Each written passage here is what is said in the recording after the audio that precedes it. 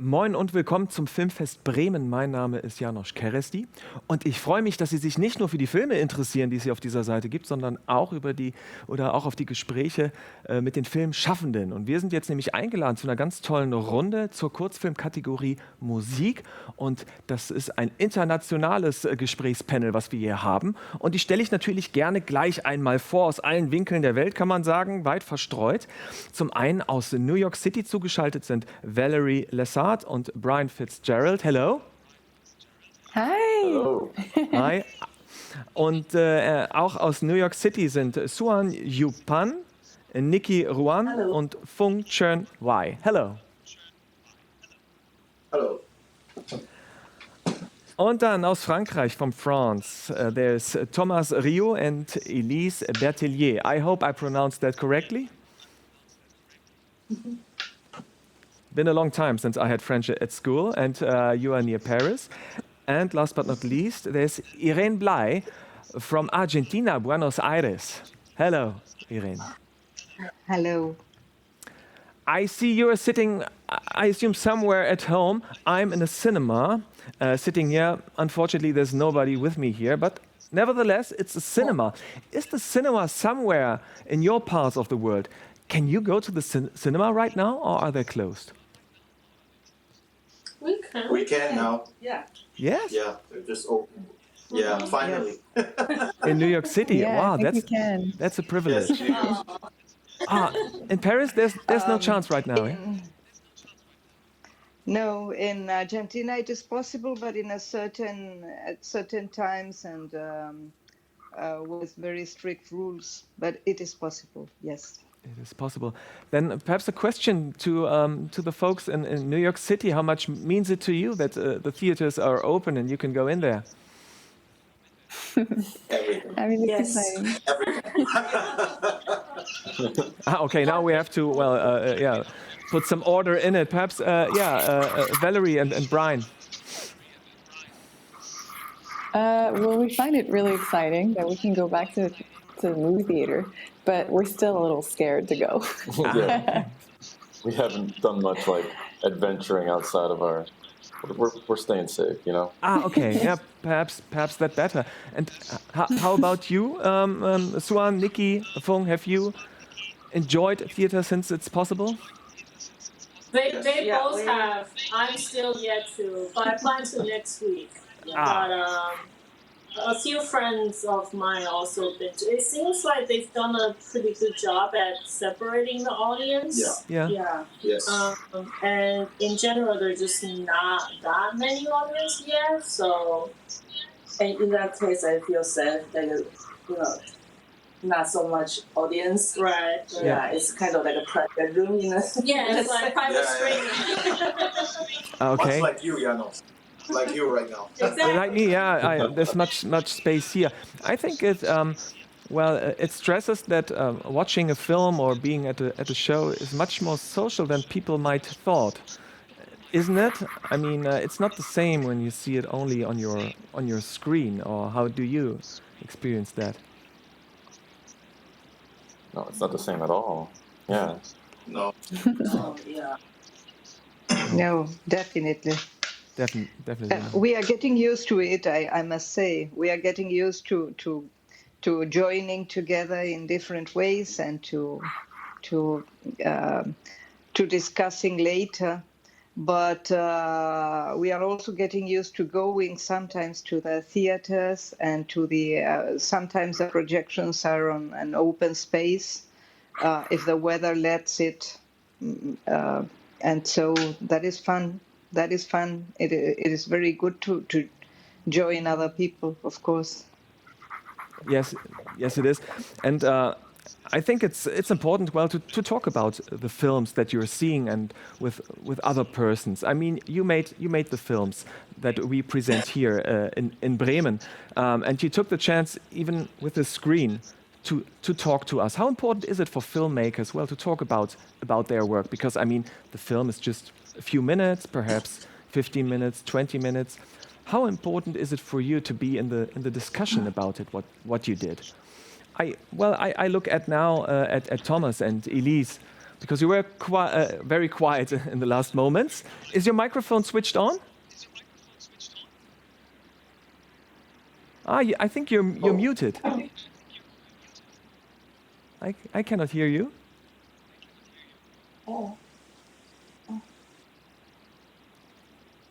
No, I see you speaking, but I cannot hear you. Perhaps we can fix that. That's how it is with the technique.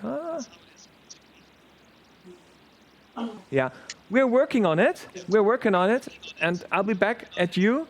And the meanwhile, well, talking about your work and talking about what you did. Now I look to Irene. You said you were with your film at some festivals. Was there audience? In one of them, there was audience in children's festivals. The others were held online.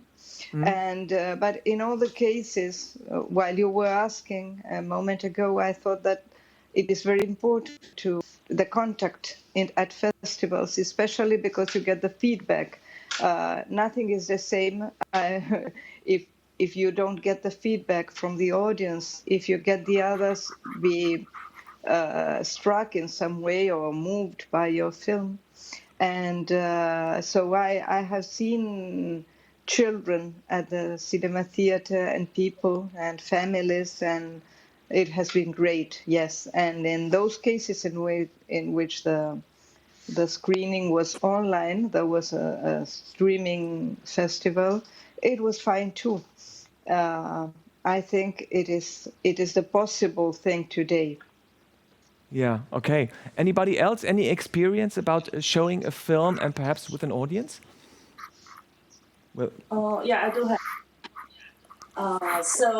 In my case, I showed this film with a Japanese film festival. They are small, but basically they put on Zoom. So audience from around the world, we watch together. We don't can really talk, verbally, but we do like text. So people are giving comments during the screening. More you got some feedback. Yeah, but I wish that we could really sit in together, all time. yes, I think so. And Like the old. I just got the information that the microphone with Thomas and Elise might be working now. I hope so. I definitely hope so. And still, I can't hear you. Oh man, that's a shame. We just tested it in advance, and it was working. I was quite sure. And perhaps with the headphones. Yeah. And make a suggestion. You you try this with the headphones and just go ahead and talk to me as soon as the microphone is switched on. The headphones are plugged in. No, nothing. That's how movie started, huh? There was nobody talking. It was just the pictures. So we go back to the roots now. Just need to change the color to black and Yeah. white. Okay. It might be the internet. Okay. Let's talk a little bit about the films. We're still working on it. We do our best from here, from Bremen, to make a connection to France. And I hear that the colleagues are still working on it. Perhaps there's a chance to do it. And now let's talk a little bit about the films. Brian and Valerie, you made a film, Becoming Kelly, and it's like a transformation taking place in that film. And you are the actress in this film, Valerie. And was it your idea to make this story of a kind of a shy woman who really steps out of herself and changes? Yes, it was after I discovered a musician. His name is Machine Gun Kelly, and I saw one of his music videos, and that really that really made a difference for me. And I felt like I was always put in a box as a person, as the nice girl, and I was like, you know what? Let's do something where, this girl breaks out of the box and, doesn't care what people think and lives bigger than people allow her to be. And again, that's an inspiration that comes from that artist. He's all about breaking out of boxes and standing out and being different. So I mean, it's quite an effort that that person in your film has to do to break out of this box. I mean, even her friends do not want to hear any of this when she tries to talk with them about it. And I was thinking, okay, are this their friends? I mean, they are not interested at all in something that's significant for her friend. Was this exaggerated, or is it that tough from your point of view to break out of the box? I mean, there's of course an aspect of exaggeration for sure, but also I think depending where you come from and what your environment is like, it might be that hard. The metaphor might be that hard for you to break out of your. Okay, you hear us. Thomas and Elise join us. Great. Okay, but you could hear what we were talking about, huh? Yes. Yeah. Okay, while working. Yeah, I read just a little bit about there was something on. I saw special skills about you, and I was like, wow, it's tough to put you in a box, isn't it? It's you say special skills: dancing, drawing, painting, soccer, fishing, and you can hold a quarter on your forehead. Yes. I don't have a quarter right now, Where but did you even find all this? Is that true? You can do that? Yeah, I didn't even know this. I could find one, but there's this pot right here. Most people can do it, actually. Should I go fetch you a quarter? Yeah. Oh, this would be great. I mean, yeah. I haven't done that in a while, but yeah, the thing, everyone, if you want to get a quarter, let's do it together. Perhaps. I just thought, okay, if you have such a variety of talents, perhaps you experience this. People only stick with one thing about you as person. Is that the experience you made? That's why you listed up these special skills? I mean, it's on my resume. As an actor, it's important usually to have a bunch of skills. And yeah, I mean, okay, here we go. Okay, let's see if it's true. I haven't done this in a while. I mean, I haven't done this in so long. Wait, is it here? Well, I hope it's clean now. This. Here we go. Bravo. Wonderful, Valerie. I'm just going to casually try this as you guys. Is there anybody else with special skills like that we can show here on this screen? Like the quarter? It's real. Yeah. The dustbuster, that's the next level.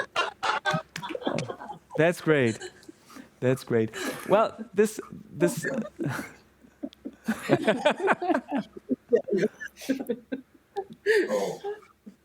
Yes. Amazing. Amazing. Well, I think I can only do this, yeah? Get the broom. Oh, no. That's it. Not bad, huh? Just improvised. Well, but let's get back to this topic that people are put into boxes. Well, I think that can happen, well, everywhere in every part of life or for every person.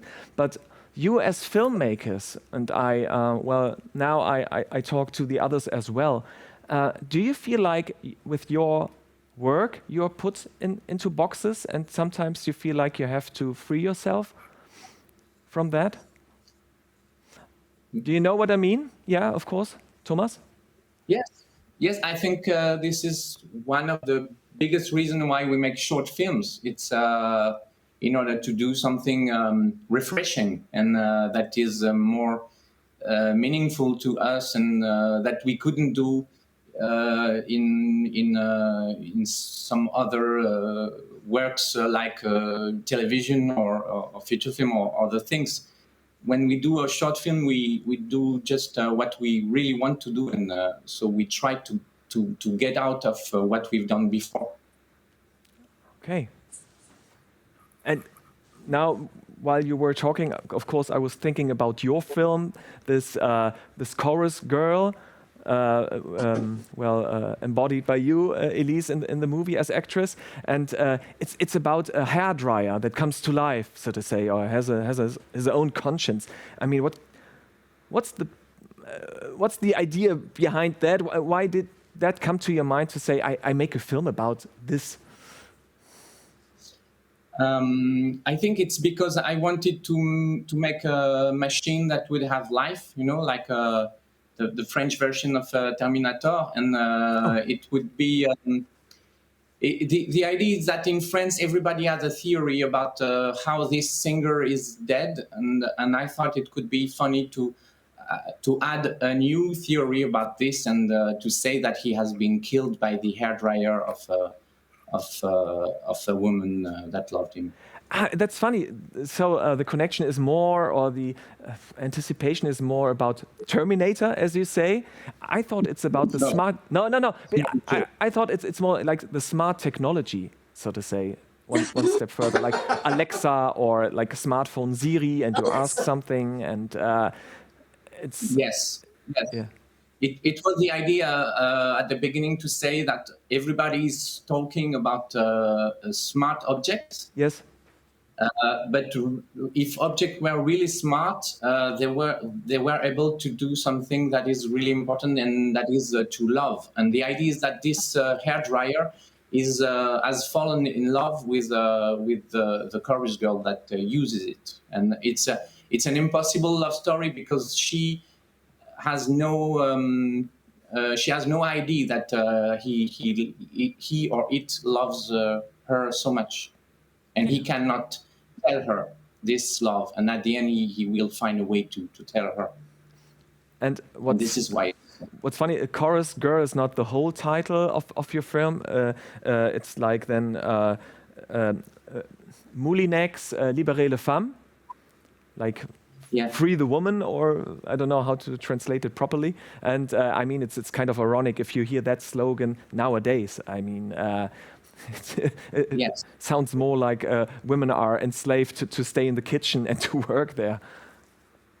Yeah, it's actually a real French advertisement. Yeah. That kept the first letters. MLF is Movement for Liberation de la Femme. That would be Women Liberation Movement in English. Yeah. WLM. And there it makes Moulinex Libère la Femme. It was the real advertisement of this brand for machine for cooking. It was made by stupid advertisement guys from the 60s. Obviously. Like Mad Men, but in France. Yeah. And there was one... So I want this irony to say that he's going to so much free the woman that he's going to kill the patriarchy at the end. Okay, yeah, that's fine. And there's one scene I want to ask Elise, because I see your hair, and there's one scene where you cut your hair. So I was thinking, did you really cut it? So it wasn't like fake hair that you put the scissors on? No, it was a fake hair, but I cut a little bit of my hair in the scene, in the shooting, and we did it just once because we had just 1 week. We had the money just for 1 week. Okay. 1 week. So okay. I did it just once. Otherwise, you should have started a little bit deeper, so that the next time you can cut here and go further up. But okay, with one shot, that's... No, one shot. Just one shot. Very, very extreme, so we had to be... She's the French De Niro, Yeah. And was it hard for you to do that, or is it just normal life as an actress? One shot like that is not so often, but I did it once for a short film. It was a 9-minute film, and we did 2 days of rehearsal, and one whole film. I was changing a wheel of a car, and I did it for real, and I really had to rehearse, and we did just 3 shots, 3 tapes. But this one tape, no, it's not very often, of course. No. Cut the hair. To cut the hair, no. Yeah, I mean, so Very- this is a very intense picture, so it stuck to my mind, and I in this moment I thought, wow, you cut your hair there, obviously, yeah. Yeah, it's really hair, but it's really strong when you play it. It's like she makes a suicide because it's all her life. Her hair is everything. So she's everything cutting her hair. Yeah. And we were talking about boxes and what people are expecting, perhaps when they see work from an artist and from filmmakers. Now I look again to Irene. You're quite, well, you have a name for doing this stop motion and this very lovely handmade art pictures. So do you feel like pressure presenting this kind of work again and again? I think you're muted now. I cannot hear you. I think you're muted. Do you have to put the microphone on?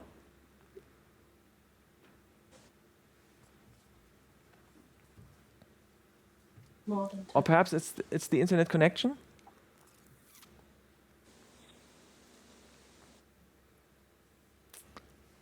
I cannot hear you.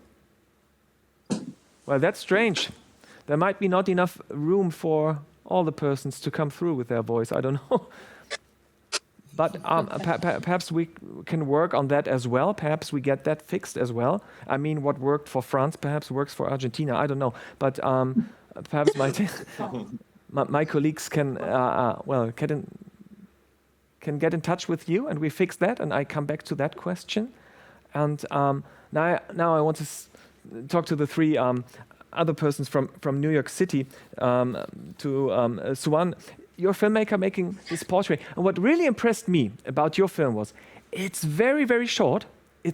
I think it's, well, correct me, it's not even 3 minutes. But it's a very intense, but it's a very intense portrait of this man. I see him very personally. It's so, well, it's a piece of work that is so, well, it comes to you and you get direct information. You get in touch with that person very closely in a very short period of time. Was that the effect you wanted to have?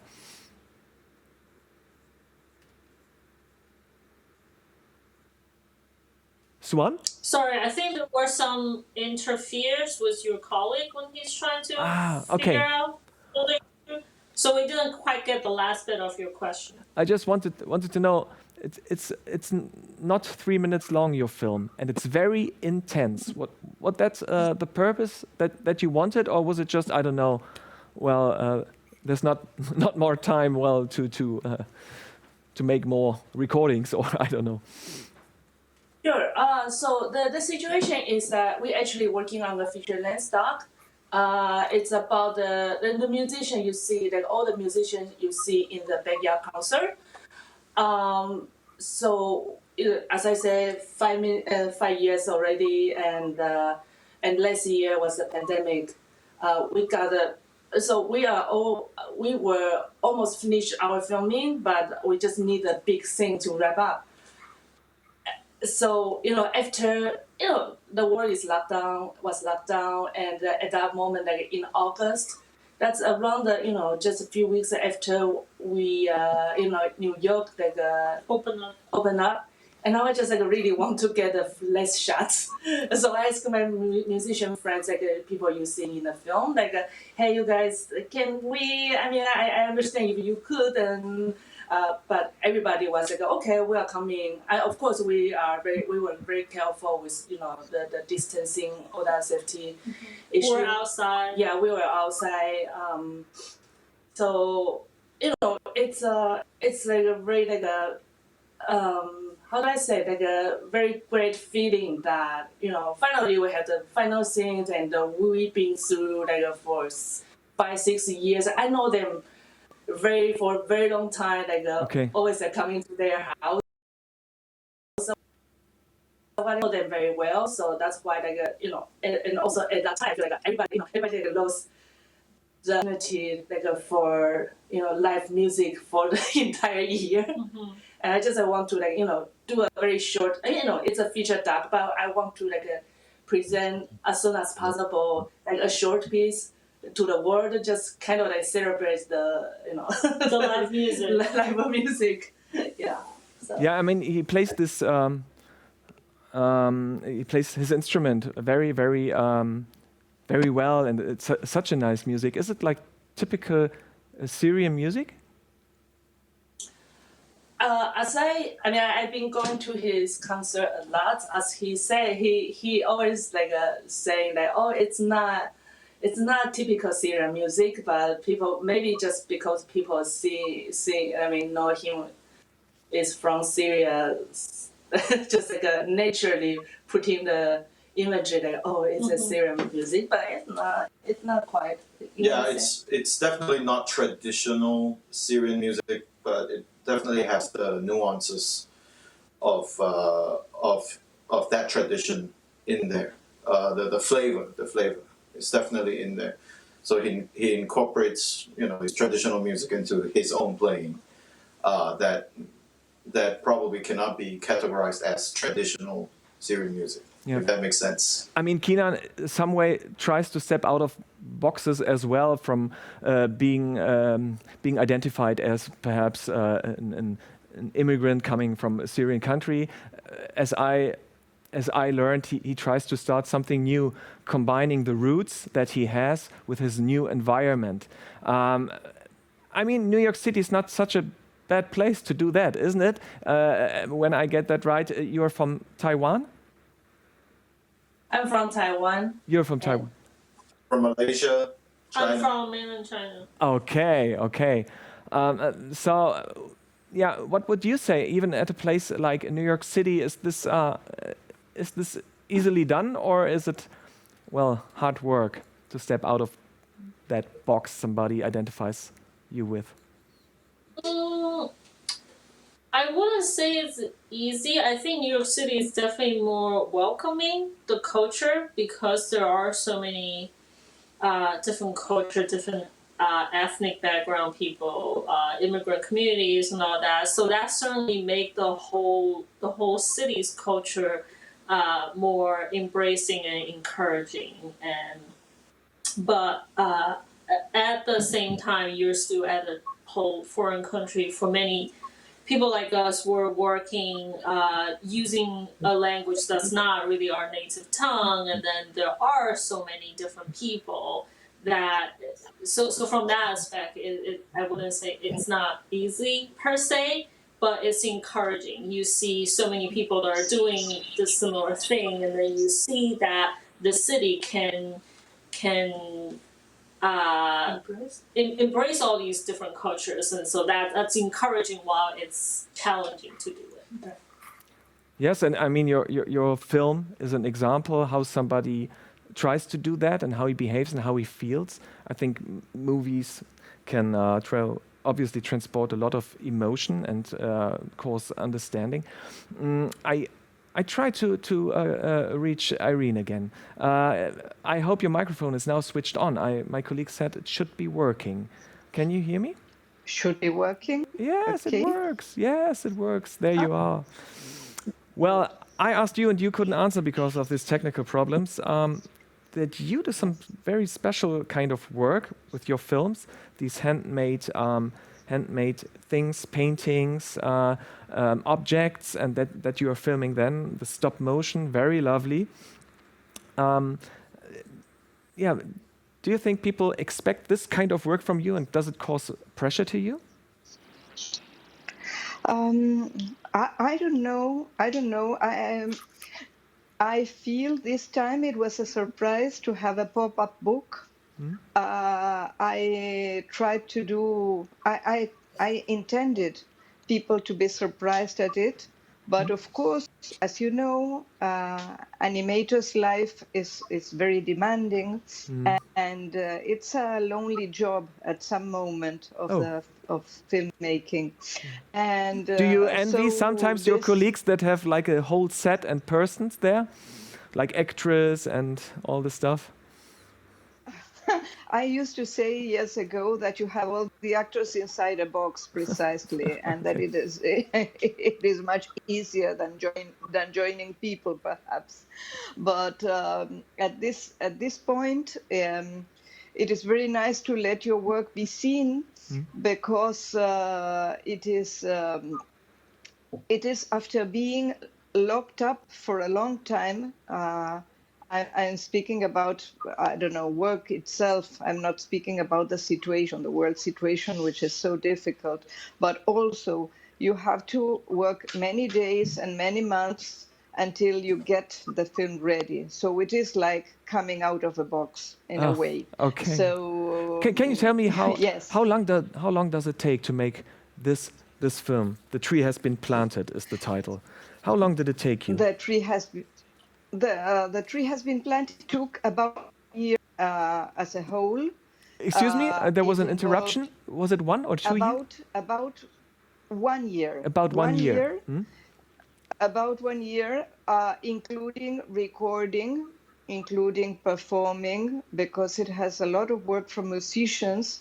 I shot the last 2 parts of the film during pandemics, but at the beginning we had our normal life. We still had our normal life, so we could go to the studio and record the musician, and we could rehearse. We could rehearse a lot, because the film depends absolutely of the music. We did all the musical part first, and then, and at the same time, of course, the design with the art director and the production with my producer.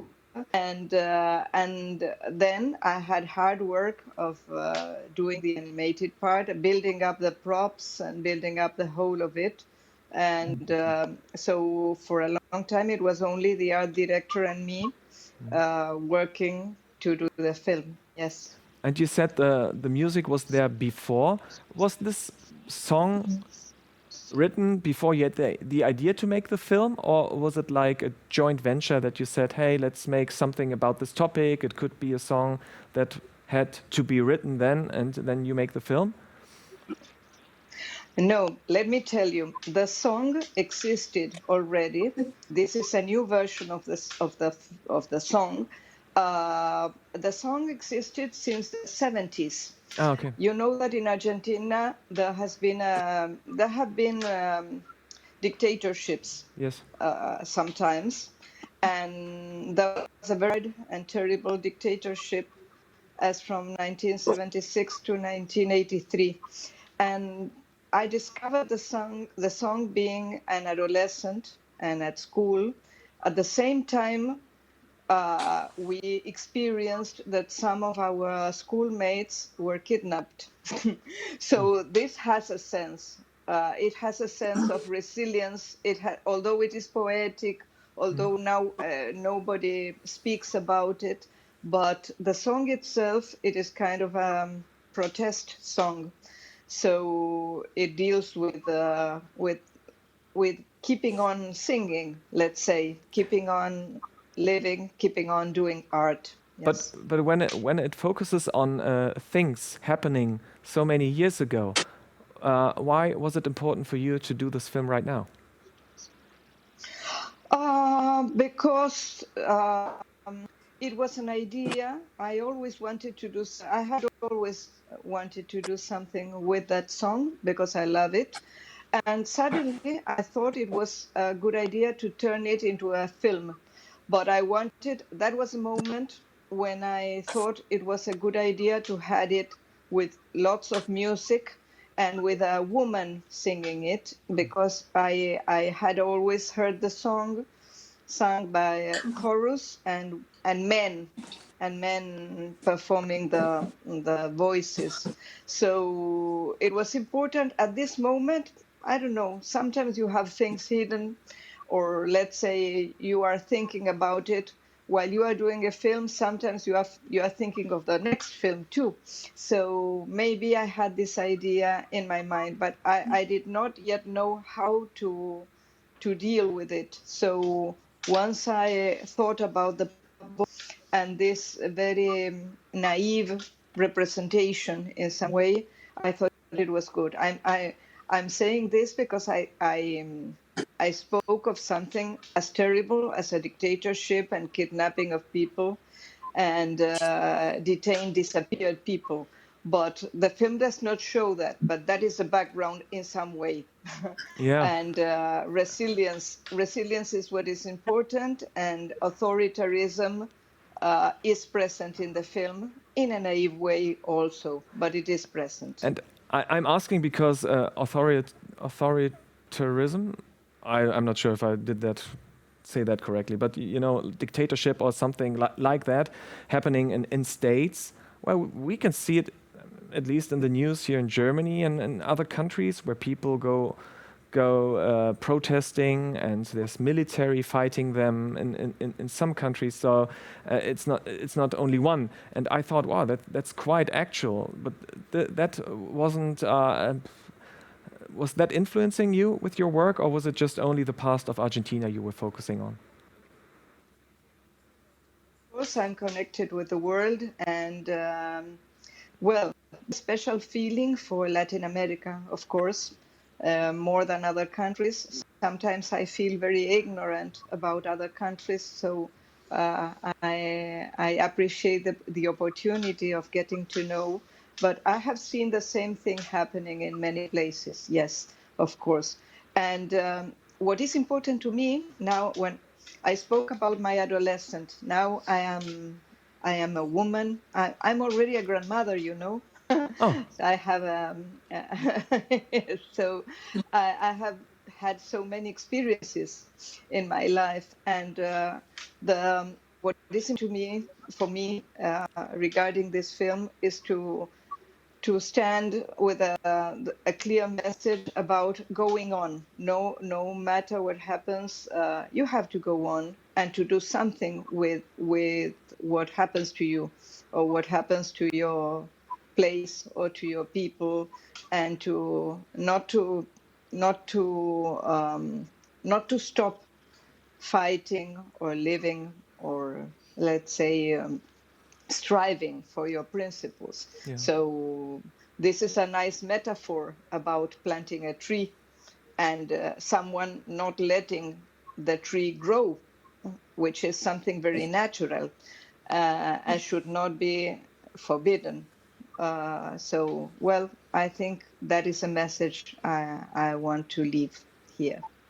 Yeah. Okay. That's a great message. And well, I now came to my mind when I see Brian. I think you have your producing company that's called Sow the Seeds. Is that right? Is that the correct name? Right. Which ties in exactly what Irene was saying about planting seeds and letting them flourish and grow, and kind of the idea behind the company, which is just a filmmaking company, but it's to inspire people and to give them hope. And, yeah. And well, are you optimistic that people are not just entertained, but they take like a message from films? Is this important for you, for your work? Oh, absolutely, 100%. Even if a film is goofy and silly, there still can be meaning, and even if it's just to make someone laugh and forget about what they're going through for that time. And then on the other side, obviously, films that are clearly meaningful, those, of course, you take something from that. So no matter what, I feel like it's so important, and that's what we love to do with filmmaking, and that's why we love to watch films. Was it always your dream to work in that way, or how did that happen? So my question is, are you like born to be a filmmaker and to express yourself and to do this kind of work, or is it perhaps sometimes coincidence? Yeah, for me, I think it has to do with just being incredibly moved by films as a kid. And it seems to be, I've discovered, it wasn't something that I always knew I wanted to do, but we're also actors as well. So we get to express ourselves through roles, but then as someone else mentioned, like making short films, you get to, and making films in general, you get to really express your true self through it. And so I've discovered this. It's just a beautiful way of collaborating and working together and creating something. Yeah. Yeah, that sounds good. Thomas and Elise, now I look at you. Was it your dream always to be, well, filmmaking? I know that, Elise, you're a singer as well, aren't you? A singer. Oh yes, I'm a singer. I write songs. That's why. Yes, that's why I wrote one of the songs for the film J'ai faim d'amour. I wrote a part of Les Dunes du Sahara, another song. The other songs. Okay. So are you more an actress or more a singer? The two of them. Okay, so no box here. The question, because everybody wants to put me in a box, you know. Yes, I know. I heard of it. Yeah, but and so are there some things that you like to express more as a singer, and some things you like more to express as an actress? It's more of me in my songs because it talks about what about my life. But when I'm playing in a film, it's only me. Though, so I don't know. I can't answer. Actually, in the movie, the guidance of the creating the song was to make some of the cheesy songs from the 60s, from the French singer Claude François, which is a singer from the 60s. So it was not exactly what the type of songs that Elise usually makes. No, really not. Yeah. Okay. It was made for being funny, so it was supposed to be a bit different, but like a Claude François song. Ironical, but still something that would fit into a record of Claude François.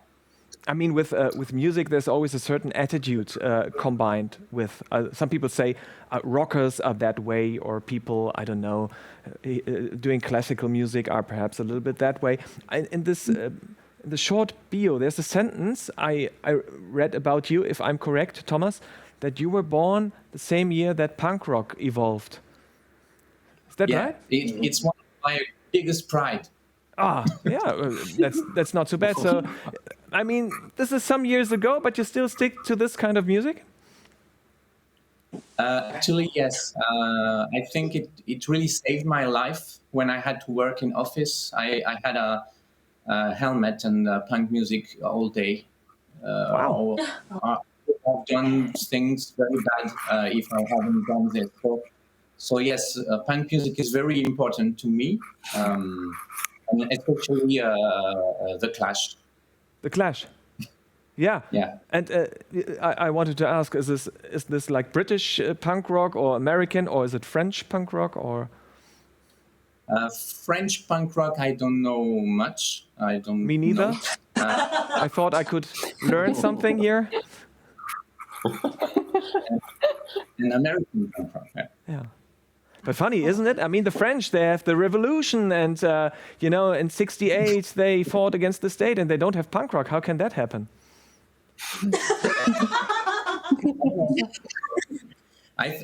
Because maybe they are far more like a kingdom that we think. Okay. It's not so revolutionary in France as you might think. But when I was a teenager, I came to Germany, and my German mate, he was listening to a German punk rock that was Totenhosen. Yes. Yeah. I don't know if you remember. I know them. They come from Düsseldorf. This is actually the town where I was born, so I know them. And they're quite famous. I think they're quite famous in Argentina as well, all around the world. Yeah. In the town where I come from, nobody quite understands why they are that famous, but why they are that successful. But that's the way it is. Yeah, in Germany they're quite successful. Well, there was a heartily laughing over there in New York City. Nikki and Rua and Fang, genau, Fang. You were laughing about this punk rock theme. Why? Are you into music as well? Yeah, I am a musician actually. Okay. And what kind of instrument do you play? I play the violin, but I do play in a group in the string quartet, ein Streichquartett. Ein Streichquartett. Yes. Wow. Yeah, no, that only plays hardcore and metal music. Oh. Yeah, so that strikes a chord. That strikes a chord. Yeah. Any French members? That is true. No French members. Okay, I see. Well, last question I want to ask you. Well, we had a little bit with the boxes and all this stuff. How much do you miss, like, audience, and you can see them reacting to your films, or perhaps, talking to you about the films? I mean, we have this festival here, and we do our best to give a platform, but nonetheless, I don't know. Can it substitute the other experience in your point of view?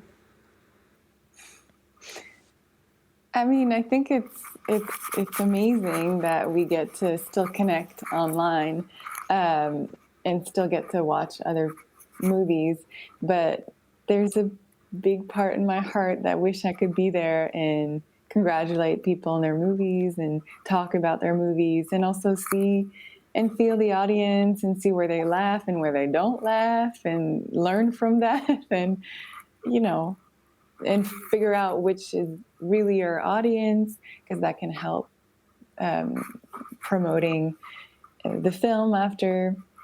But yeah, I miss connecting with people for sure. But this is nice. Like, we get to see some.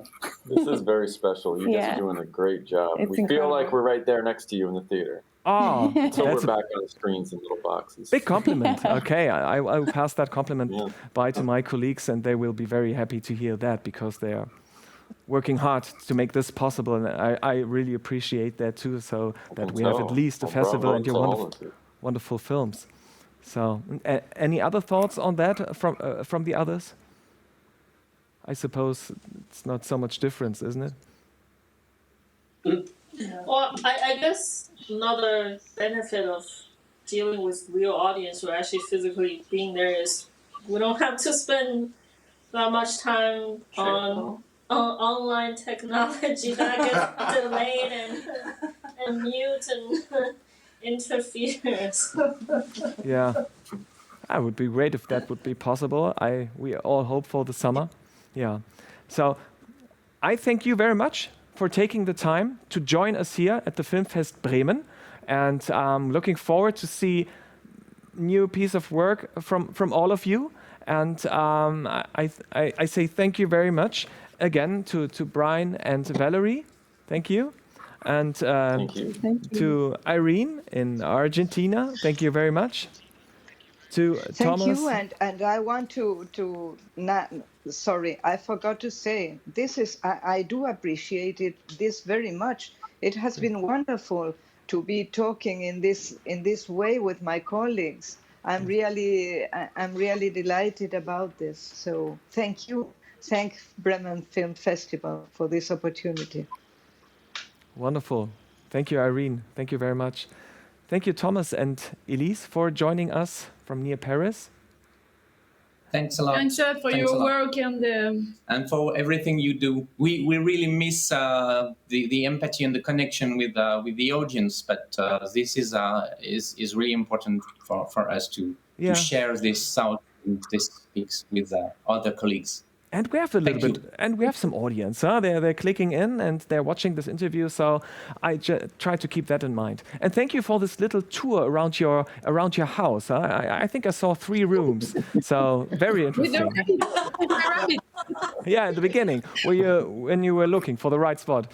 Very good. Thank you very much. And of course, thank you as well, Swan, Nikki, and Fang from New York City as well. It was a pleasure to have you here with us. Yeah. Thank you. Thank you very much. Thank you. We hope to visit your sometime soon. Yes. Yes. Yeah. Bye-bye. Thank you. Bye. Bye. Bye. Ja, ich hoffe, Sie haben jetzt Lust bekommen, die Filme sich anzuschauen, wenn Sie sie noch nicht gesehen haben, und sie vielleicht nochmal zu gucken und jetzt auch vielleicht mit einem anderen Verständnis mit dem, was hier gesagt wurde. Ich wünsche Ihnen noch viel Spaß mit dem Programm, was wir hier beim Filmfest Bremen für Sie noch zu bieten haben.